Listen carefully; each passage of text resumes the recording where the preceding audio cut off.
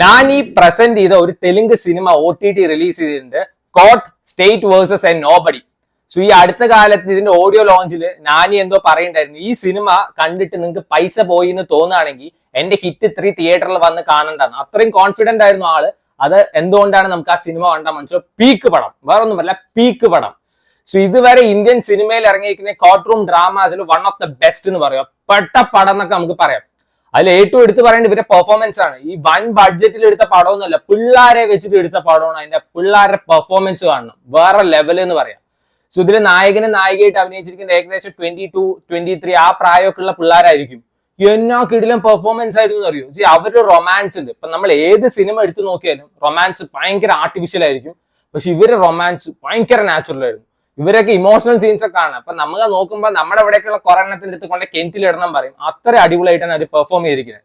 So നമ്മളിപ്പോ എപ്പോഴും പറയും തെലുങ്കന്മാർക്ക് മാസ് പടങ്ങൾ മാത്രമേ അറിയുള്ളൂ എന്നൊക്കെ.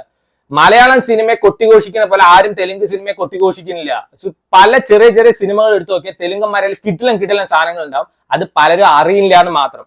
സോ ഈ സിനിമ തുടങ്ങുന്ന സമയത്ത് ഈ പോക്സോ കേസിൽ ഈ ചെക്കനെ തിങ്കളാഴ്ച വിധി പറയാൻ വെച്ചിരിക്കുകയാണ്. ഇന്ന് വെള്ളിയാഴ്ച എന്തോ ആണ്.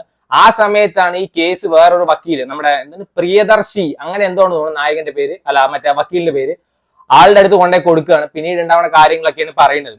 സോ ഈ സിനിമ പീക്ക്, അതായത് പീക്ക് മൊമെന്റ് എവിടെയാണെന്ന് വെച്ചാൽ ഈ സിനിമയുടെ റൈറ്റിംഗ്സും ഡയലോഗ്സും ആണ്. അതിൽ അവർ പറയുന്ന ഒരു ഡയലോഗ് ഉണ്ട്, 17 വയസ്സ് 364 ദിവസം പ്രായ ഒരു കൊച്ചിന് ഇല്ലാത്ത എന്ത് ബോധമാണ് 18 വയസ്സ് 1ാമത്തെ ദിവസം ആ കൊച്ചിന് കിട്ടണമെന്ന്. സോ ഈ 17 വയസ്സ് 364ാമത്തെ ദിവസം ഇവർ ചെയ്യുമ്പോൾ ഒരു കാര്യം ക്രൈമും, 18 വയസ്സ് 1ാമത്തെ ദിവസം ചെയ്യുമ്പോൾ അത് ക്രൈം അല്ല. ഇത് എന്താണെന്നൊക്കെ അവർ ചോദിക്കുന്നുണ്ട്. സോ നമുക്ക് ആലോചിച്ച് നോക്കുമ്പോൾ ശരിയായിട്ടാണ് പലപ്പോഴും തോന്നുക. ഇതിലെ പ്രിയദർശി ആളുടെ പെർഫോമൻസ് കിടിലൻ തന്നെയായിരുന്നു. ഷോ സ്റ്റീലർ എന്നൊക്കെ വേണമെങ്കിൽ പറയാം.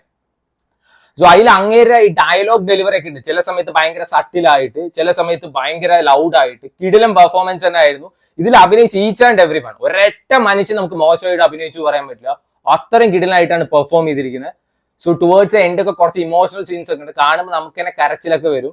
സോ താങ്ക്സ് ടു നാനി എന്ന് പറയാം. ഇങ്ങനത്തെ ഒക്കെ പടം കൊണ്ടുവരാൻ നാനി എടുത്ത എഫേർട്ട് നമ്മൾ സമ്മതിച്ചു കൊടുത്തു തന്നെ പറ്റൂ. സോ ഈ പ്രിയദർശി പറഞ്ഞ ഈ ആക്ടർ നമ്മൾ കുറെ കോമഡി പടത്തിലൊക്കെ കണ്ടിട്ടുണ്ടാവും. ഇവൻ 35 ചിന്നക്കഥ കാതു, നമ്മുടെ നിവേദ തോമസിന്റെ ഒരു ഫീൽ ഗുഡ് പടമാണ്, അടിപൊളി പടമാണ്. അതിൽ മാത്സ് ടീച്ചറായിട്ട് ആളുണ്ട്. അതിലും ആള് പീക്ക് പെർഫോമൻസ് തന്നെ ആയിരുന്നു. സോ ഈ പടം എനിക്ക് നെറ്റ്ഫ്ലിക്സിലാണ് അവൈലബിൾ ആയിട്ടുള്ളത്. ഓൾമോസ്റ്റ് ഓൾ ലാംഗ്വേജിൽ അവൈലബിൾ ആണ്. മലയാളത്തിലൊക്കെ ഡബിങ് പക്കയാണ്. സോ സമയം ഉണ്ടെങ്കിൽ കണ്ടു നോക്കുക. എനിക്ക് പേഴ്സണലി ഭയങ്കര ഇഷ്ടപ്പെട്ട സിനിമയാണ്. So try it out if you have time.